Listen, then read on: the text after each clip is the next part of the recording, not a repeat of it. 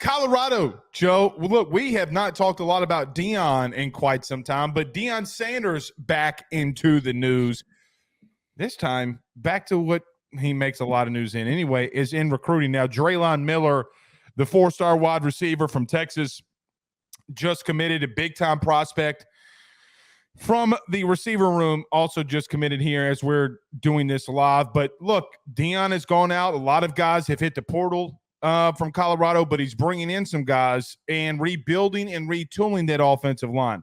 What I think is, look, some people didn't think this was cool, but I thought it was cool having the number one offensive tackle in the country go on undisputed with with Skip Bayless, who doesn't know sports, nor does he know football. I'm going to leave that one alone. But I think that he's making some waves in recruiting and getting that offensive line better. I guess since you've seen Deion doing some of these things in recruiting, what has been your thought and your take on this? Yeah, I think that hold on a second. My camera has just been a mess the past couple of days. It's still not. There you go. My main takeaway with this, I feel like that with Colorado and talking about them, we are oversaturated with people that don't know college football that try to provide commentary on this. And I think that a lot of times, and I poked fun at this the other day, said, like, is Colorado back after they got the offensive tackle? That is the overreaction to this. That is the complete overreaction to this, to sit here and say, oh my God, look at them rebuilding this offensive line. They're going to be so good next year.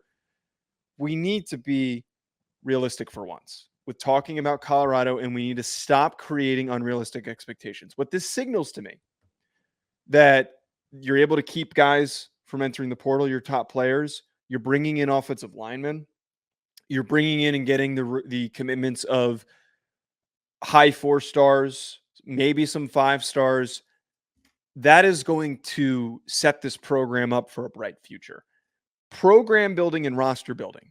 When your team had 1 win the season prior, will take 3 to maybe even 5 seasons. It's a long process. You have to keep building brick by brick, getting big, strong athletes to play offensive line, getting explosive players to play at your skill positions. One kid does not change the trajectory of a program. This is a team sport. You need to develop the depth. You need to bring in young players at all of these positions. And by the time these guys are juniors is when things could legitimately turn around. This team will not be a national championship contending team. It will not be. And if you think that, you don't know college football. You don't know football in general. But can this team have a winning record and go to a bowl game next year? Absolutely. That is a very realistic standard. 7 wins in the Big 12. It is completely doable and on the table with quality players like Travis Hunter and Shedeur Sanders. But we just got to acknowledge this shit's going to take some time. Well, they got Yakiri Walker, the interior offensive lineman from UConn, also Tyler Johnson from Houston, who I thought, honestly, is one of the better interior offensive linemen, in this year's class. I think that kid can really play. I thought he was going to go into the SEC. Terrell Timmons, a wide receiver from NC State, also going to Colorado. Khalil Benson, the interior offensive lineman, and Justin Mayers from UTEP going to Colorado. So, look, they went out and got some offensive linemen to protect his quarterback. And regardless if it's his son or not, he has gone out and gotten some offensive weapons. He's rebuilded that area. And look, what they're doing in recruiting, I don't think is a bad thing, too, getting a guy like DeLeone Miller as an example. It's not the only place that he's got to figure out some things. Look, he's a defensive guy. Okay, play DB. We know who Deion is. I'm not going to sit here and give you his credentials. You know who he is. Joe, defensively, they suck. They are really bad. They did not get better. Now, did they get better a little bit in the secondary? I think number 43, the white kid, the safety, he wasn't too bad, had a couple of interceptions. Travis Hunter got hurt, but was a pretty decent corner. Their front seven is abysmal. And if you think that you're going to go into the Big 12 with some of these teams, Kansas, Utah, they're going to still run it down your throat. They're still going to get after you. Look, I'm going to give Deion a little bit of time here, to continue to build. But look, they won three more games than they did a year ago. All right, they're building a little bit, and I don't think that I think this could be the worst team that Deion has at Colorado. I think he's going to do it in different ways because, number one, he's got to. Like, look, people say that Deion's doing it in his own ways, a snake oil salesman. He's got to do it in different ways because he's at Colorado. Like, let's not get any don't get anything twisted. Okay, he's got to go outside the box. It's not like that he's at Alabama, Georgia, Texas A&M.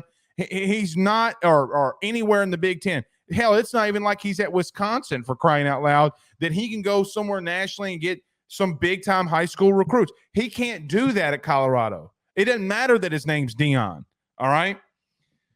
I think that he did a good thing in replenishing the offensive line. Maybe they can run the ball a little bit better, maybe play a little keep away. Not maybe letting your son have to do everything. I mean, the kid broke his back, literally broke his back trying to get to your team to 4 wins. He's got to fix what he does on defense or he's going to get splattered even worse going into a team and a conference next year that a lot of teams just want to run the football right down your throat. I think he can do some of those things, but big-time defensive linemen like Walter Nolan and others, they don't just fall off on trees and go into the transfer portal. This is going to be more of a rebuild than I think people understand or think. But I love watching what Deion's doing. He's trying to do everything he can to make that program relevant again. I think he's doing some good things there too. I'm not saying he's not.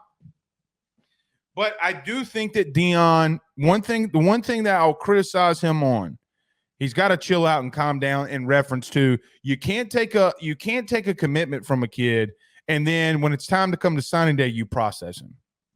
He needs to understand that there are rules to this game because if you don't, other recruits aren't going to come to you. Yeah. All right. You can get the big name kids and that's fine and dandy. Your team is not going to be made up of solely 5 stars. It's just not going to. He's going to have to evaluate better. He's going to have to understand the recruiting process a little bit better, in my opinion. But look, I like watching them play. I think they can get to a bowl game next year. Yeah, I think that's certainly accomplishable. And I think a lot of the reason why that they struggled, we know the issues with their roster, but they had a tough schedule.